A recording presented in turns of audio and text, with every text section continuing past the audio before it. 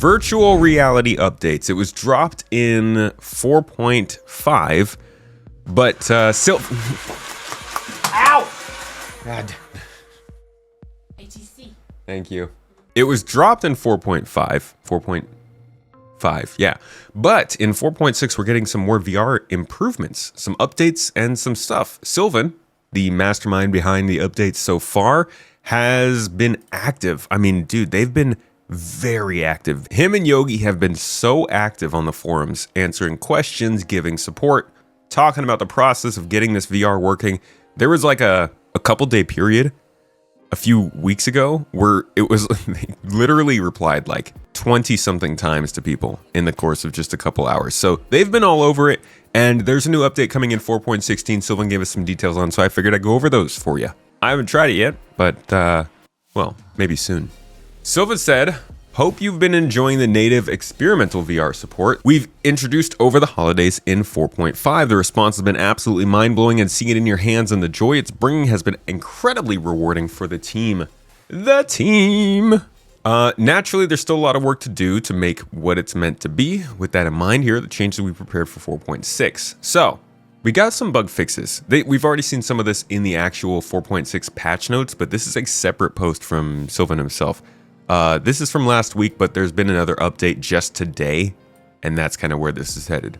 So for the updates he's been saying in 4.6, they fixed a bunch of crashes, added better error descriptions, fixed fog not affecting transparent objects, fixed camera view, look behind, and no longer apply the IPD scale to head tracking movements if it's below 1 frame, 1.0 f-stop, I'm guessing. No longer reset the head tracking in any kind of interaction mode. Okay, new options have been added.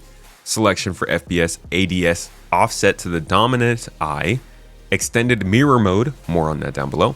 Stereo cursor scale, sensitivity and coupling to head movement, eye tracking support for the stereo cursor, depth of field toggle, mobi-glass distance. So, quality of life stuff mostly. The fact is it works. It's not crashing out a ton, and it's getting iterative improvements. In the next patch, this is a good sign. The fact that Sylvan is so passionate about this, and let me tell you, this man is passionate about it, okay? Actually, I've talked to this guy about this a lot. This picture, the one you guys know where I'm smiling like a stupid child, because let's be honest, I was a stupid child. I was watching a space game. How can you not be? Sylvan's sitting right here next to me during this picture. We spent a lot of time those days talking about Star Citizen and his passions about it and stuff. He's not gonna leave virtual reality alone. And I don't think he's going anywhere. He's very valuable to CIG. He does good work for them. So I could see this being a regular thing that's going to be improving over time. I would say in terms of if it was worth investing in virtual reality for Star Citizen, yes.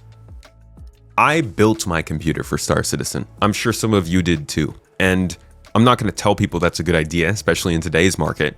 I built my computer in a very different time. But even now, I would say investing in technology or computing of some sort for Star Citizen is a much better bet than it used to be. And virtual reality, to me, looks like a no-brainer. From what I've seen people in the actual virtual reality community saying, besides the fact that they feel like Star Citizen's a scam and they'll never try it, for those who do try it, they say that it's very impressive. And it is a good implementation of the technology, and it looks like it's going in the right direction. And they've got someone really passionate about it working on it. Besides that, that's all besides the point. We are seeing an update in 4.6 after 4.5, and that's good. Stereo cursor improvements are coming in. Eye tracking support's getting added. He says that he's only tried it with the Pimax Crystal Super, and although it was good enough, it was not perfect.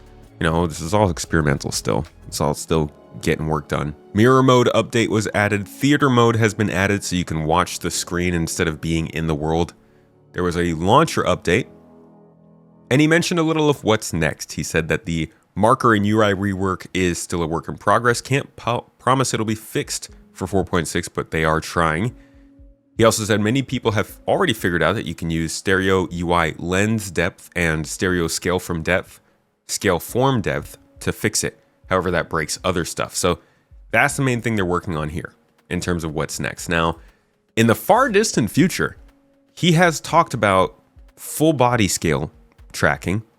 He's talked about full like hand tracking. And in a game like Star Citizen where they're weirdly focused on interactions to the point where there's like a whole segment. Hold on. This right here, as it's a core component of Squadron and really grounds the world that you inhabit. they love this, dude. They love physical support, dude. Listen to Rich. Craft an experience that we can be really. He's so into this. It's the feeling of the player interacting with the world around them. Interact.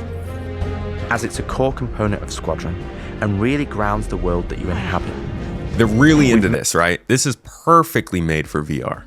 This was like what all the early demos were of. You would have the little VR controllers, right? And you'd grab them and they would model a hand and you would... what was that? You would grab them, right? And they'd model a hand and then you can interact with things in the game. This was literally how they would always do VR stuff. So I think this is made for it. I think Squadron will probably get VR support at some point. And I fully expect there to be hand, body tracking, all of the coolest things that have to do with VR stuff. So I would say this is a pretty solid bet to at least try it out. But it's good that it's getting regular support. Now, what he said about the update today is that there's a couple new fixes coming down the line. HDR compatibility fixes a crash that occurs when enabling HDR with a connected headset. HDR is now automatically disabled when VR is enabled. He's got a OpenXR layer management layer update, whatever you call it. Disabled motion compensation layer by default to prevent crashes. Disabled the OpenXR toolkit by default due to compatibility issues. And they've got a menu system update. It is now world locked in front of the player instead of view aligned. That's actually really nice. It's yikes. It's not fun to like need to try and move your head to look at the menu and then the menu looks because you're moving your head. It keeps moving. So that's pretty nice. These are good additions. It's all quality of life, right? Not big updates for 4.6, but it's like I don't know, it's like the eye tracker, right? Tobii 5 eye tracker is not a focus of any given update in Star Citizen, but if you didn't own one, you wouldn't know it was getting updates year after year, getting a little bit better. A couple little things here and there, a little more, a better settings menu, better quality of life improvements. That's probably what's going to happen with VR here. And while you might not hear about it all the time as somebody who doesn't use it, the people who do use it are probably enjoying it.